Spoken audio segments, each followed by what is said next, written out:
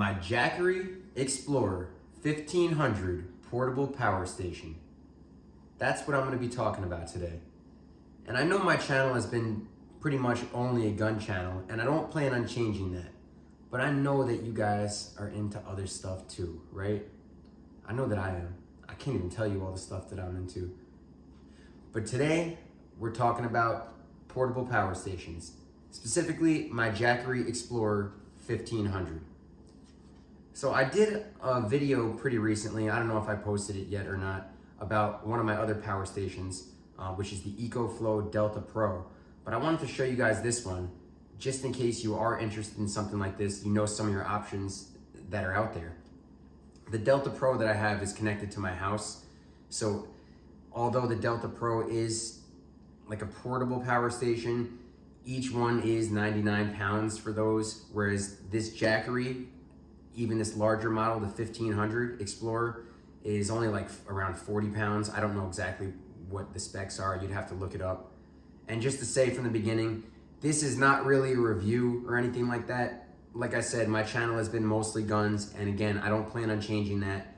But I know that you guys, a lot of you guys are into stuff like this too. Whether you know that it exists or whether this is the first time you've seen something like this. I know that some of you guys are preppers and you think about scenarios where you could need a portable power station, which is basically like a battery generator. What this one does is, this is made by Jackery, which a lot of people say is like the, I don't know, I was gonna say like the iPhone of power stations. It's very popular among the power station industry for Jackeries, but they have some issues with compatibility, like if you use your solar panels and stuff. That's why I say that they're like the iPhones of power stations, because if you use their solar panels, you've got to use it with their unit, as far as I know, or with their proprietary adapters that they have at least.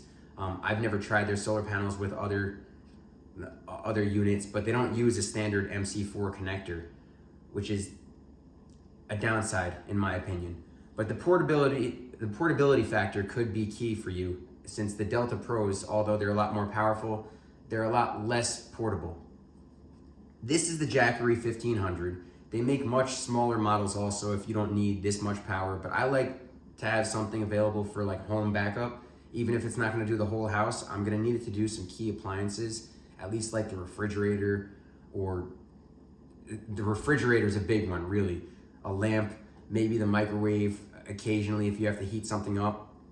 So I needed something that could at least do that. So what these things are good for is the 1500 model, as it says right in the front of it. This holds 1500 watts of power. So that means if you plug in a lamp or any device that uses 100 watts constantly, it will power it for around 15 hours. I say for around 15 hours because you might lose a small percentage. From what I read, you will lose a small percentage to the machinery, the inverter that's working inside. So you probably won't get exactly 15 hours if you have a 100-hour draw coming from it. But that's basically how the math works, which also means if you use something that will draw 1500 watts in an hour, it will drain this battery in 1 hour. Most things don't draw that much electricity. You'll be happy to know that your lights, even all the lights in this house, when I run them on my Delta Pro units, they only take about 200 watts to run all the lights in this house. So what you do is you have one of these power stations charged. If you don't have a generator, it's good to have one of these as like a backup plan. Even if you do have a generator, it's good to have these as a backup plan, because what do you do with your generator at night? You usually turn it off, and then this will bridge that gap between the night hours and when you get up in the morning to when you can turn your generator back on. So your neighbors aren't pissed at you for having the generator running 3 o'clock in the morning or whatever, just to have your video games running or whatever the hell you're doing. So there's definitely uses for this, even if you have a generator. If you don't have a generator, then this could be that for you. Recharge options. Obviously, if you're in a power outage, whatever the reason, if it's just a utility outage or a hurricane, something like that, even something worse, you're not gonna be able to just plug it into the wall and recharge it. So I got the solar panels that come with it. If you go on the Jackery website, when I say come with it, they're made for it. They don't come with it unless you pay for them. If you go on the Jackery website, they like to break their power stations, the battery generators, into two categories, which really are just the same thing. They have one category, which is just portable power stations, which you'll see all their units. This 1500 Explorer, I think, is around like $1,500. I really don't even remember. I've had it for a long time already. More than a year, I'm pretty sure I've had this thing. But I bought it in the other package, not in the solar, or not in the, slipped my memory what I just called it, but not as the portable power station. I bought it as the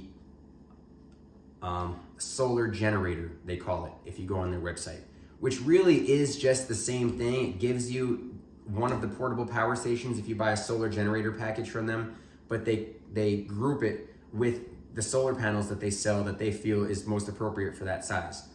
So with this one, I got the 1500 solar generator, which came with the Explorer 1500 power station and 4 100-watt solar panels. So I can plug those 4 Jackery solar panels. They're foldable, so I have them folded up in the closet, which is nice. I don't need them out all the time because I'm running on grid power most of the time. But if I ever did need it and I need to power my fridge for a certain amount of time, this would drain eventually, and I could put the solar panels out and charge it back up. Another option is you could recharge it with the generator, of course, if you're not getting solar that day. Let's say it's raining or something. So there's definitely lots of uses for something like this. You're probably wondering, what will it power? You can look up most of your appliances to get an idea on what their draw will be. It's gonna fluctuate for certain things, like whatever the draw is in your refrigerator, it's gonna draw a lot in the beginning when it turns on, and then it's gonna, when the compressor settles after a few seconds, it's gonna slow down. Like my refrigerator, when I turn it on with my home power system, it'll draw like a few hundred watts in the beginning. I think like close to 1,000 watts in the beginning, if I'm not forgetting. But then when it settles down after just a few seconds, my refrigerator will only draw about 100 watts constantly. So if you're using this, and I have a full-size refrigerator, a double-door refrigerator with the freezer.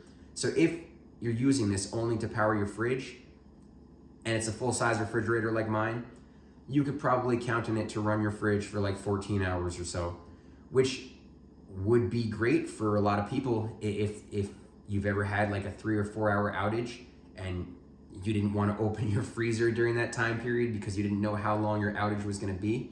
This would be perfect. Even during an extended outage, this would be perfect to get you through the night hours, and then you can put out your 4 100-watt solar panels during the day. If it's a full sun day, you can get 400 watts during full sun, but even if it's like a semi-cloudy day, you'll still get something, and you can recharge this to an extent. So this will power your fridge. Some other things it will power, let's take a look. So there's a couple of buttons on here. Let's just go over what's on here. I don't know how clearly you can see, but I want to make sure I can see it too. These are the solar inputs up here. It uses an 8mm connection. With solar panels, there's really like 2 main types that are most popular. The 8mm connection and also the MC4 connection, which is more popular from what I've seen. The MC4 ones are compatible with like everything that uses MC4s. This 8mm connection, I don't know if you can just plug it directly in. I haven't tested enough, but I think you have to use the Jackery adapter that comes with it in order for it to work. I don't want to comment too much on that because I haven't used it enough to know for sure, but just know that it does come with an adapter that they expect you to plug their own solar panels into, and the EcoFlow Delta does not. The EcoFlow Delta just uses regular MC4 connections. You can buy any MC4 adapters for the Delta Pro on Amazon. I have, and they work. I don't know about that with the Jackery, but again, this is a lot more portable than the Delta Pros. But then again, the EcoFlows make much smaller units also, so I don't know. You got to decide what's best for you. To be honest, if they had already come out with the Delta Pro when I was looking into this, I would have just got the Delta Pros. I keep pointing over there because my garage is right there, and that's where I have my Delta Pro connected to my inlet box. But I got this when I was first getting into it. Didn't want to spend too much money like just learning about stuff. It's usually a mistake. If you get into stuff, like, you really should just go for the one you want. But it could backfire on you too, because if you end up spending more money than you intended and you make the wrong decision, then I don't know. There's a million ways to look at it. But that's how it happened for me. I got this, then I realized this wasn't going to be enough to power the house, and it doesn't come with a connection to actually plug into the house. You'd have to wheel your refrigerator out, plug it in. But in an outage, if you don't have another option, you do it. It is what it is. But anyway, these solar inputs take the 8mm connection. You've got DC inputs here. I say inputs, they're actually outputs. DC outputs here for USB-C. You've got standard USB connections here. And then you've got 3 AC outputs here. It says right here, it's pure sine wave. If anybody doesn't know that, what that means, for generators, in general, any generators, gas, propane, whatever, battery generators, there's 2 basic power types that they put out, 2 main categories from what I understand. There's modified sine wave, which is like lower quality, and there's pure sine wave, which is higher quality. The modified sine wave is what lower quality generators, like a generator that will be on wheels that you'd use at a construction site, one of those generators that just cost like a few $100. Those most of the time are modified sine waves. They put out very jumpy power if you look at the charts. I don't know what it means other than that it's not good for your electronics. What you want is a pure sine wave, which is what is put out by inverter generators. If you look up like gas and propane power generators, if you want pure sine wave for it to be safe for your electronics, to give a smooth power line, I say a power line because I'm talking about the chart. If you look up the graph, that's going to be through an inverter generator, or in this case, the portable power station, the battery generator. This one puts out pure sine waves. Most of them do, but there are some lower quality ones that don't. But any of the ones that are this expensive, the battery generators, most of them do, but just read it on the box. So this will be safe for any of your electronics. I mentioned in the beginning this holds 1500 watts, but it will power up to 1800 watts. I think that might be the surge rating, but it will start something up to 1800 watts. But then you're getting less than an hour out of it. But in the case of like a microwave or something, you see, when I said less than an hour out of it, it sounded kind of disappointing. Like, really, that's it? But what if you were in a temporary outage and you were in the middle of making dinner or something like that? At least you can turn your microwave on for a couple of minutes, finish doing what you're doing, depending on what it was. You know, if you're not going to cook anything too nice in the microwave. But it gives you some options even to power something high like that. Even like a hairdryer for a couple of minutes or something like that. This could probably do it. So I know it'll power my fridge. Some other things, let's play around with it. Let's turn on the DC input right here.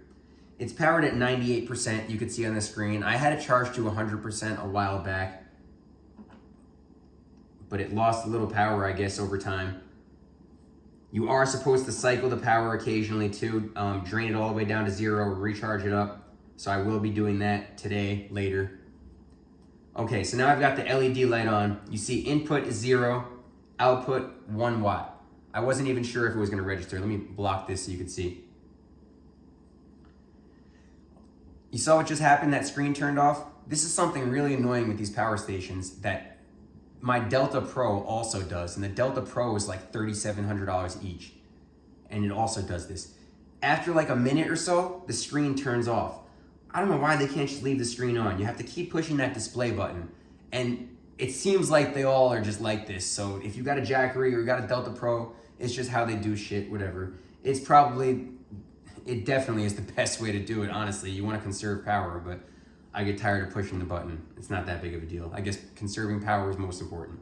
But you see, we're drawing 1 watt right now from this LED light. Input 0, because I have no solar connected. If I had solar connected, it would tell you the input of what it's drawing from the solar right now. If you had it plugged into the wall, it would tell you whatever it's pulling in from the wall. Obviously, it'll power this LED light. Let's take that out. besides a light or a lamp or anything, which obviously you're going to need in an outage, you know you're going to want to power your cell phone. And when the battery dies, you're going to have to put it in a charger. Are we charging?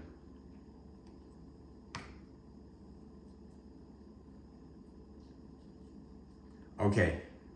I'm glad that happened right there, just in case you have one or you're looking at getting one or you're trying to figure it out. Nothing happened, but I forgot to push the button. In the beginning, I pushed the button for DC. We don't need DC right now, though. We need the AC strip to turn on. There's another button to turn on the AC strip. Now I hear the fan. Now this turned on also. It's drawing power.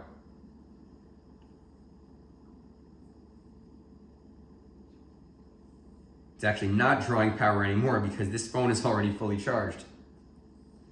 Let me grab another one as an example, if I can.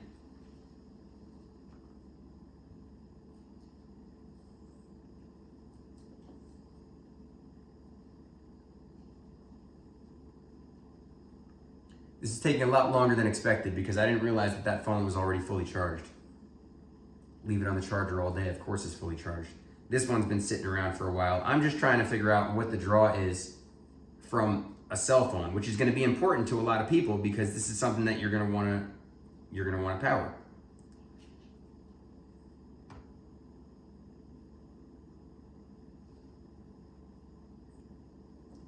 It's not registering for some reason.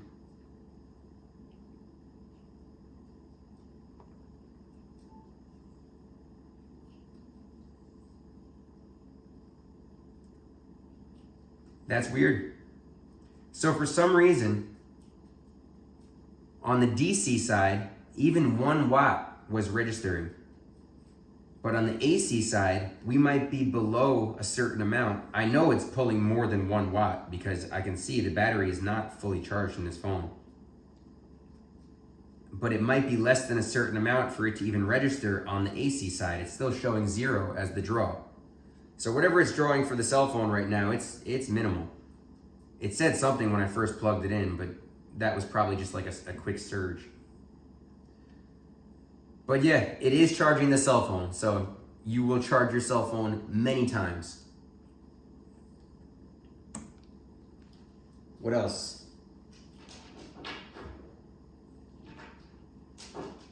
In an outage also, if you want to use your blender, make a smoothie or something like that, just plug it right in, no problem.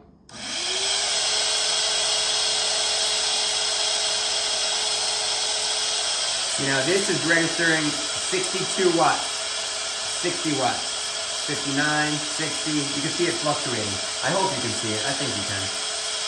The screen is so far away I can't tell, but I'm pretty sure you can. So this is drawing about 60 watts constant, and you're only going to use this for a couple of seconds. So you can make many smoothies. Like I said before, you can plug in your microwave for a couple of minutes. You can plug in the washing machine if you had to. I don't know what the power draw is in the washing machine though. That might be something to check out one time, or you can just look up in the instruction manual or online in the specs. But you can plug in the washing machine. Anything that has a 110 plug, you can plug into here, and it will power up to 1800 watts. If it's something that takes more than 1800 watts, this will not power it. But it will power stuff like this.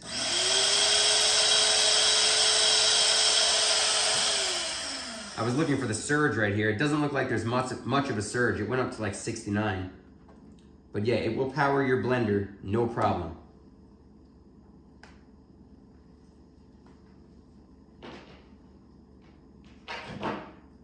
Let's take it a step up now. I had to step over here because I had this ready for the test.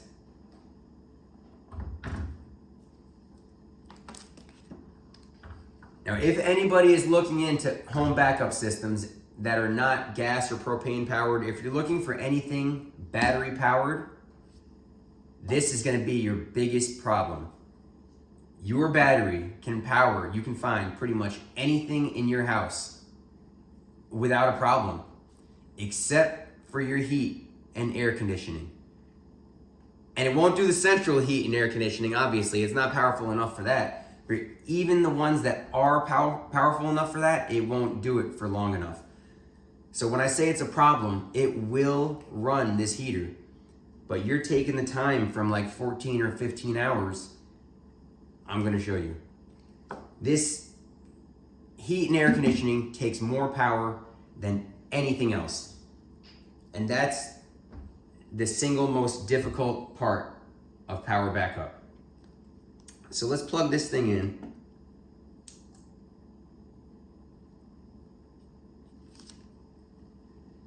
Output 33 watts, then it went down to 0. So just me plugging it in gave a little 33 watt surge. And I'm gonna go ahead and push mode to turn it on. And I'm gonna bring the heat up to the point to where it turns on. Actually, let me put it in low mode first. It was on eco mode, but I want to put it in low mode. It says 0. It just jumped to 432, 571, 619, 749, 520, 793. It keeps fluctuating. I'm guessing it's gonna partially settle around a certain amount. But even in low mode, this thing is taking close to 800 watts in low power. It was enough to make the vent fan kick on for the battery. So, as you can see, if this pulls 1800 watts or 800 watts, this will drain the 1500 watt power station in less than 2 hours. And that's what it says right below the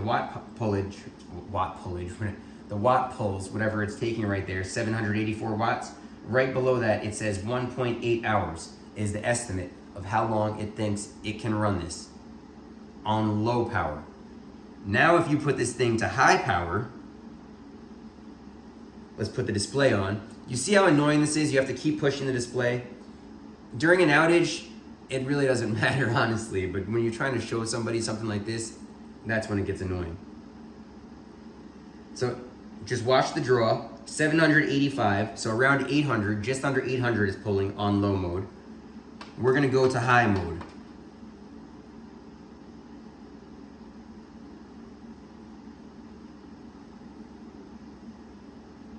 Am I on high? I just heard it click. Yeah, now it jumped. Jumped to 12, 13, 14. This fan is getting louder. So the Jackery power station is actually adjusting its vent fan in accordance to how much power is being pulled, because it knows that it's going to get hot pulling this much power.